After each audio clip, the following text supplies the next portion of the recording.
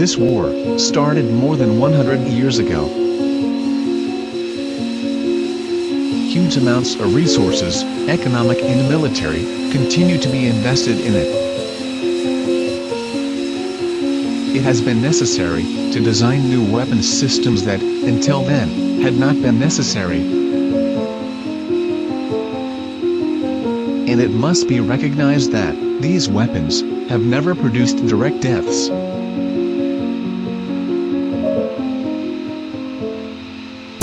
We are referring to the Cold War and the first of its key weapon systems, strategic reconnaissance aircrafts. Today, we are going to meet the Dragon Lady. He starred more than 65 years in the contemporary history of the Cold War. Although others think that, really, the Dragon Lady was the one who caused the biggest international incidents during those years.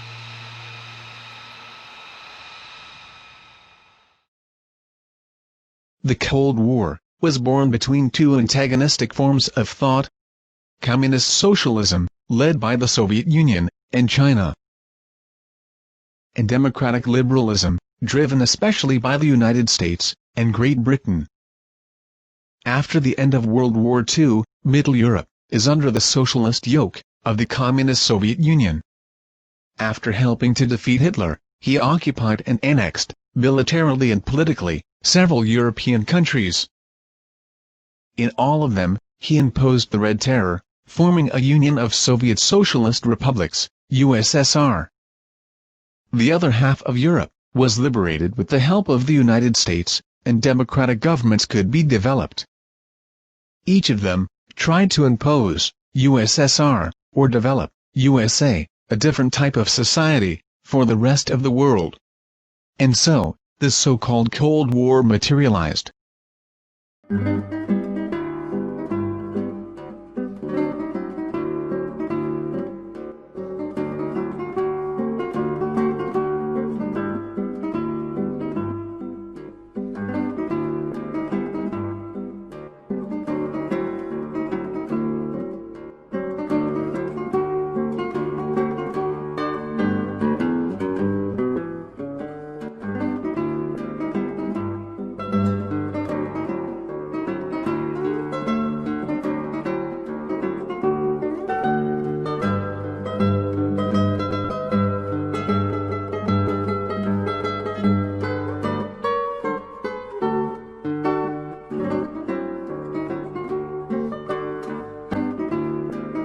The Central Intelligence Agency, CIA, was born in 1947 as an intelligence service. The CIA's main objective is to obtain and analyze all information that could affect the national security of the United States.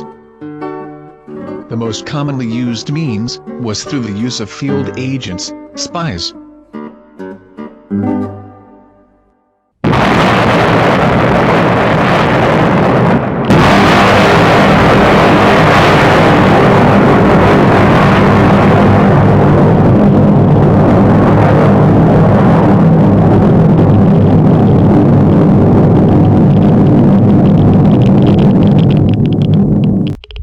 During the summer of 1949, the Soviet Union surprised the world and the intelligence services of the United States.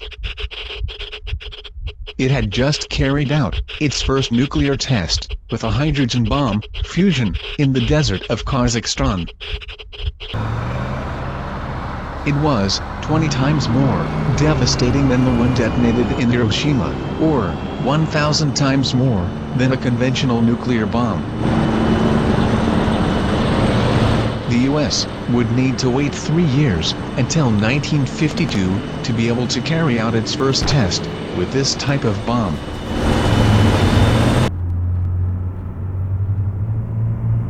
It was clear that the USSR was very advanced in its nuclear technological development, much more than the West.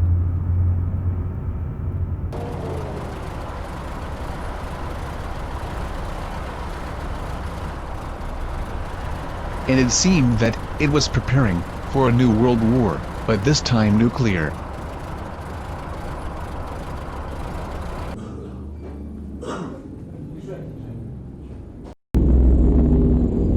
The world really needed to know what the true power of the Soviet Union bombers was, since together with nuclear submarines, they were the commonly used vector. But the problem was that there were vast regions of Soviet territory that were unknown and difficult to reach by conventional means. The CIA needed to find a solution to this lack of information about the enemy within its own territory. And the solution was to find better strategic recognition systems. With this background, it is decided that it will be necessary to start promoting electronic espionage from the air. The objective was to build a spy plane capable of flying at high altitude and obtaining good photos of the terrain. It was negotiated with three main manufacturers, Bell, Martin, and Fairchild. But Lockheed also wants to participate in the new spy plane. So, in 1954, he presented the plans for an unconventional aircraft, CL-282. It was a large glider, with a small engine, which allowed it to go up to 70,000 feet.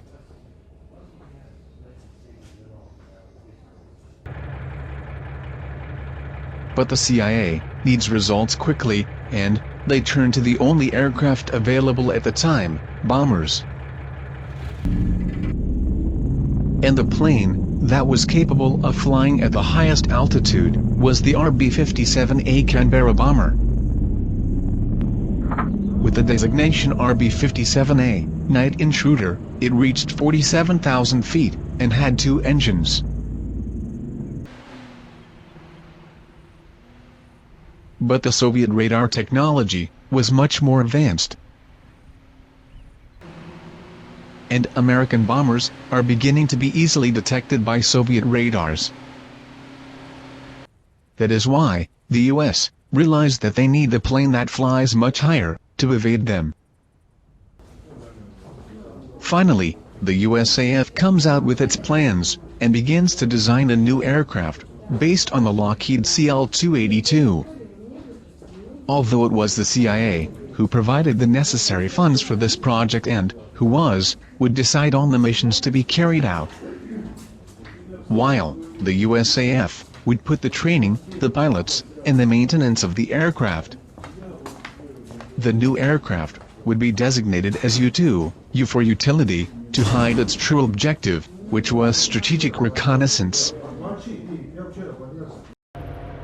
This is the famous Area 51 base, or Air Force Test and Training Field, located in the Nevada state, USA. The USAF, at the beginning of the Cold War, needed an isolated base to test its new intelligence systems. This is where Lockheed moved its new CL-282 aircraft to make the first flights. This was the moment when the first prototype of the future U-2 aircraft emerged from the hold of AC-124 Globalmaster. It was designed by Lockheed in just 8 months. We are in Hangar 1 of the base, where the Lockheed and USAF military technical teams are located. The basic objective of its design was to have a very light aircraft with the best performance for flights at high altitudes. Because every extra kilo and a half on the plane would take 0.34 centimeter, 1 foot, away from reaching your maximum flight altitude.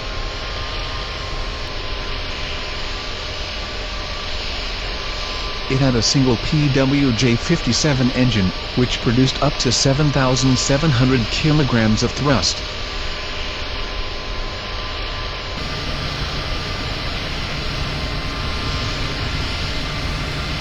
Its takeoff weight, fully loaded with fuel, was less than 11,000 kilograms.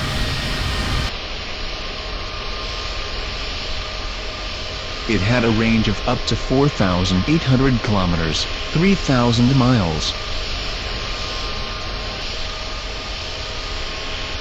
Its fuselage was made of aluminum. Its wingspan, initially, was 24 meters, U-2 ANC. The flight speed was only 690 kilometers per hour, although sufficient for the operational conditions of aerial reconnaissance. This is the reason why it could reach up to 21.4 kilometers high, 70,000 feet.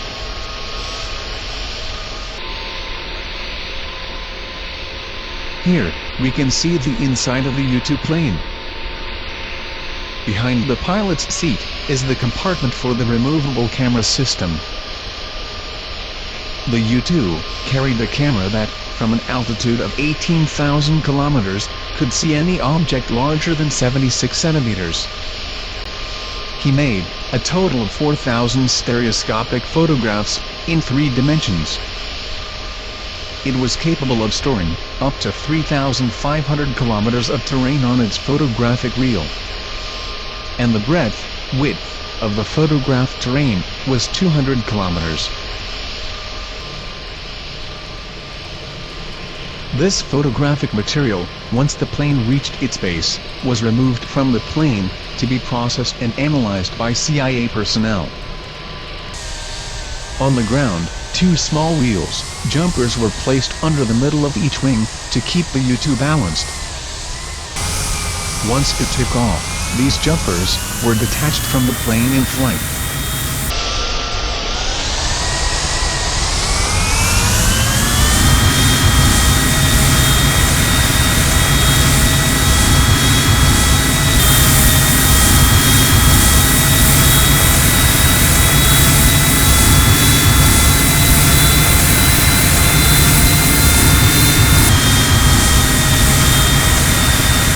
The U-2 was essential to keep up with the Soviet Union's number of bases and number of nuclear weapons around the world.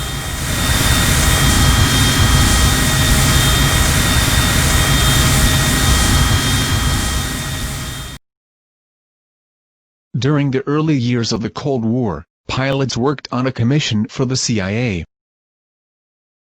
For this reason, they had to withdraw from the USAF militarily. When flying above 50,000 feet, they needed to wear a space suit, just like astronauts, since it had to protect them from the deadly atmospheric pressure.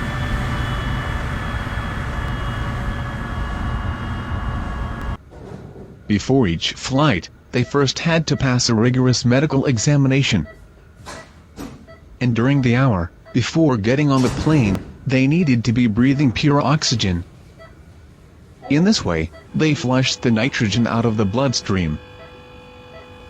Otherwise, they would be putting his life in danger, as decompression problems could occur. As we already said, in the first video of this U-2 series, it was an extremely difficult plane to fly in those years. Its enormous wingspan and low weight made it a huge glider flying at more than 21 kilometers, 70,000 feet.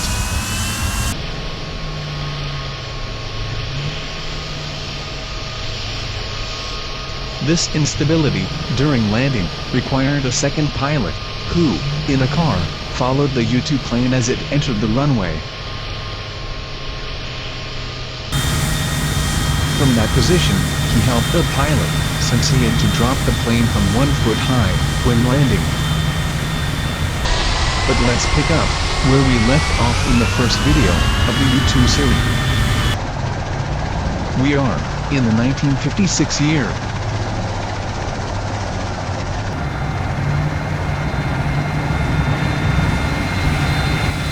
In the United States, President Dwight Eisenhower has been re-elected, and the Union of Soviet Socialist Republics remains under the yoke of Nikita Khrushchev and his nuclear arms race. From the Wiesbaden base, East Germany, the first mission on Soviet territory is carried out, specifically to Leningrad. They were looking to detect possible Soviet bomber deployments in the area. Let us remember that, in those years, the borders of the countries were shamelessly invaded in flight. Because, at a height of more than 21 kilometers, there was no fighter plane, or missile, that could reach them.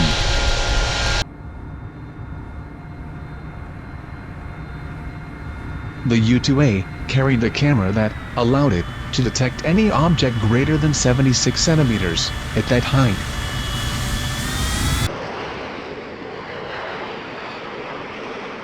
The MiG-15 and MiG-17 fighters could do nothing to avoid these American flights.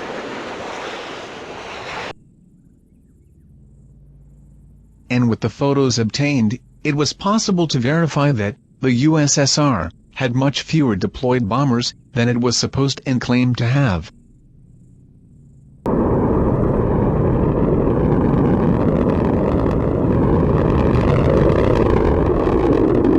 In this year, the USSR has started to develop, deploy and launched its first ICBMs. The CIA, which still owns the U-2s, needs to know the real situation of these new missiles, and the threat they could pose to the United States and the world in general. For this reason, the U-2A is improved with new anti-radar technologies, with the aim of making them more difficult to track by Soviet radars. The Americans know that their U-2 planes can be detected, but they are still out of range of their anti-aircraft missiles. On May 1st, the USSR celebrates Labor Day with a great social and military parade. Its skies are relatively empty due to this national holiday.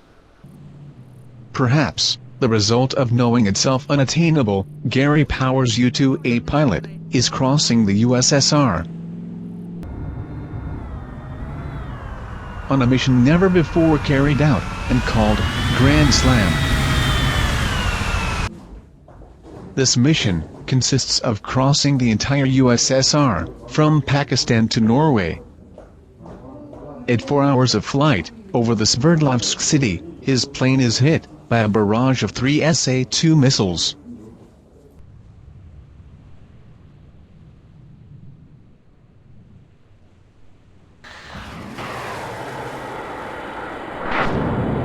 The first fails.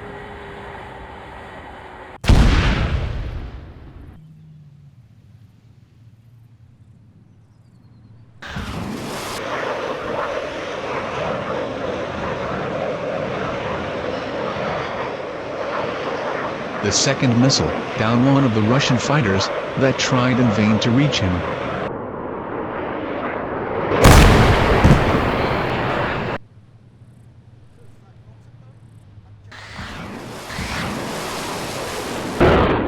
But the third 13D missile hits it with its shrapnel when its proximity fuse explodes. The pilot manages to eject before falling his plane to the ground. But he makes the grave mistake of not activating his plane's self-destruct device before ejecting himself from it. Arrested, he was charged with espionage and sentenced to 10 years in prison, although, 2 years later, he was exchanged for another American spy. A few years later, the Soviets are discovered transporting nuclear missiles to Cuba.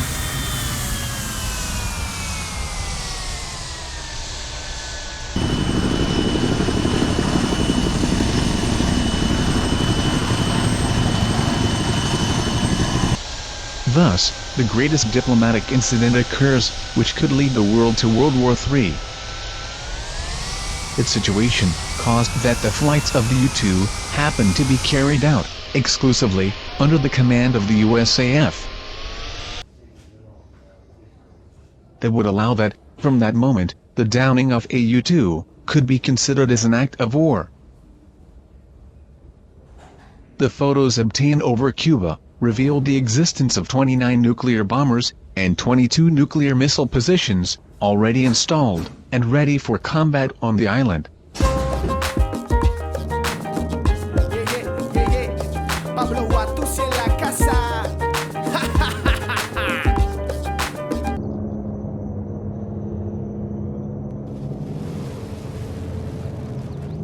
In October of that same year, a U-2R flying over Cuba was shot down, again, by a Russian SA-2 battery. Its pilot, Rudolf Anderson, is shot down and dies. The situation, considered war, pushes the tension to the limit. But, finally, Kennedy and Khrushchev reach an agreement. Both countries withdraw their nuclear ballistic missiles from nearby borders. But these facts showed that the U-2A was within the range of Soviet anti-aircraft missiles and was easy to detect.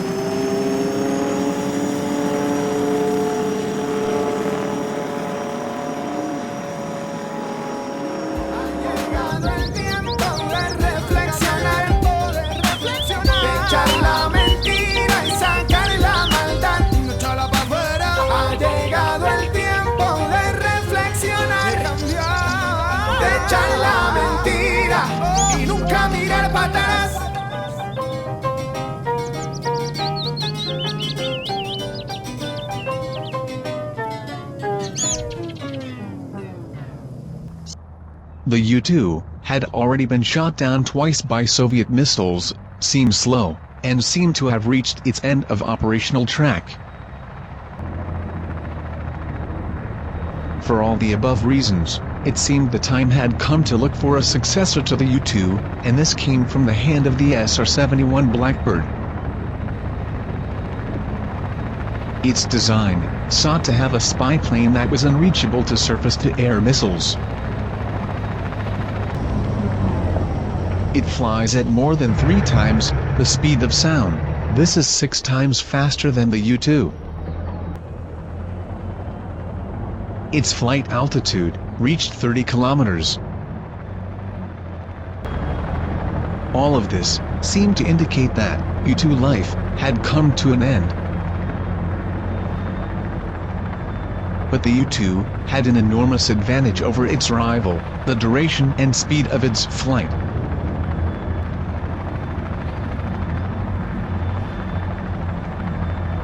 The U-2 is capable of flying up to 10 hours in a row, while the SR-71 could only do so for 2 hours, before needing to refuel.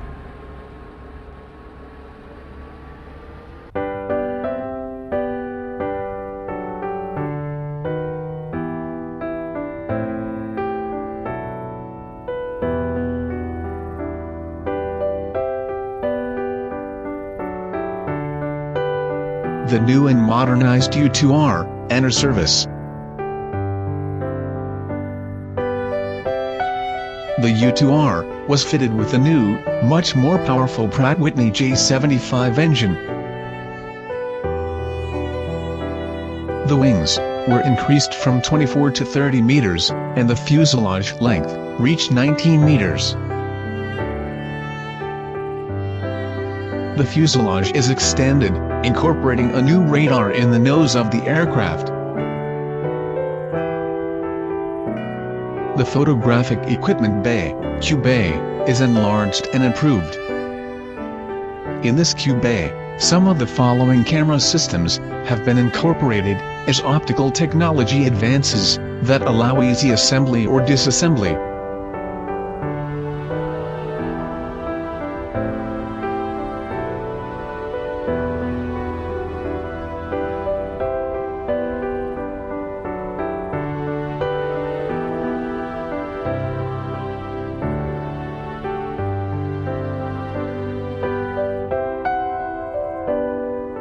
And they are installed under the wings, 2 containers, pods, with various sensors, many of which can be controlled from the ground.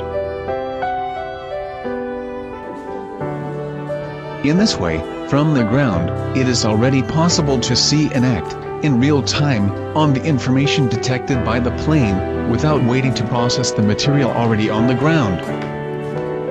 In addition, they are not only interested in images of the enemy, but also in starting to track, measure and discriminate radar and electromagnetic communications signals.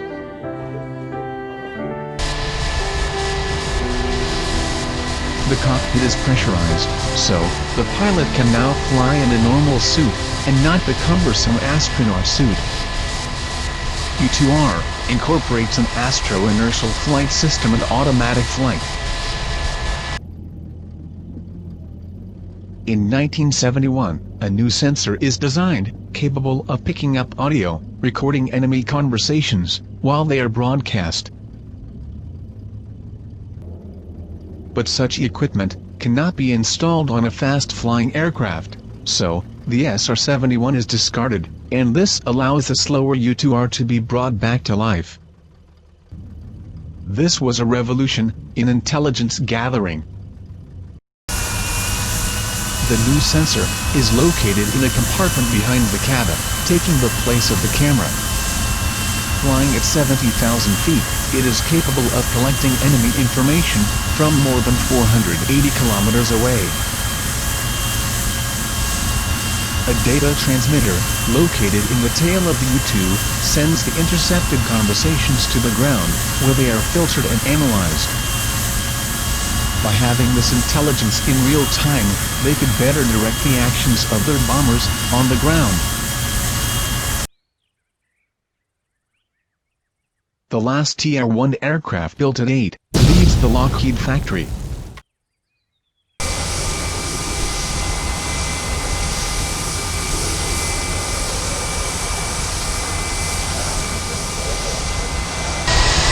A new data link fin is installed on the tail of the aircraft, known as the MAYPR spur. And its engine has been improved again with the GEF-118 turbofan. This refurbished U-2R continues to fly at 60,000 feet, but now for more than 30 hours, as it can be refueled in flight.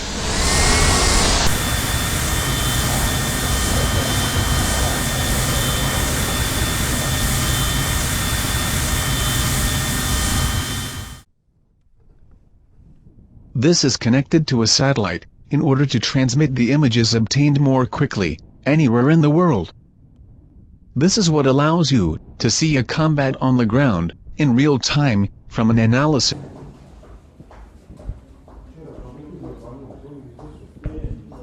These advances provide troops in combat with uninterrupted cover from the air.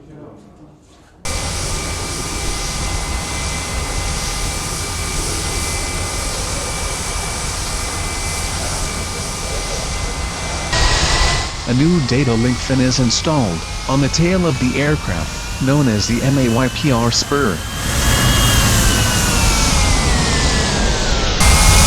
And its engine has been improved again with the GEF-118 turbofan.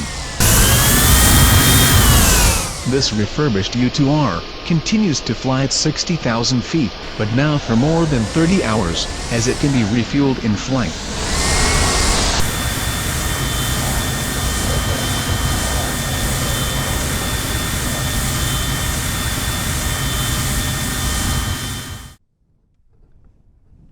This is connected to a satellite, in order to transmit the images obtained more quickly, anywhere in the world. This is what allows you to see a combat on the ground, in real time, from an analysis.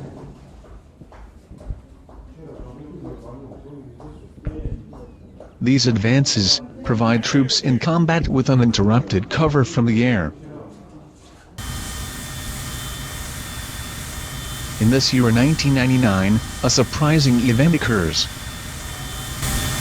That huge and powerful reconnaissance plane, known as the Blackbird SR-71. It is withdrawn from service, because its huge radar signature makes it detectable hundreds of kilometers away, even for civil air traffic radars. Although the fact that the Russian MiG-31 fighters, which flew at Mach 2.83, and that carrying our 33 air-to-air missiles, which flew at Mach 4.5, they had made more than 14 detections of those considered, until then, as SR-71 invisible aircraft.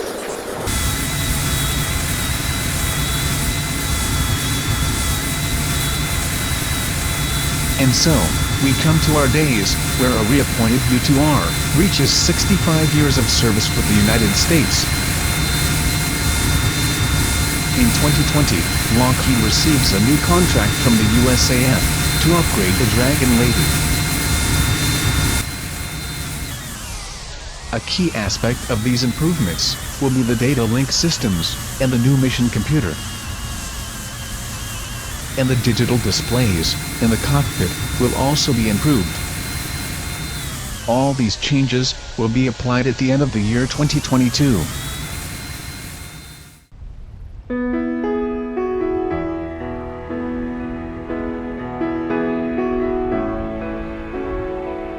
Currently, the 9th Reconnaissance Wing at Beale Air Base, AFB, California, has a total of 26 U-2R, U-2S and TR-1B training aircraft.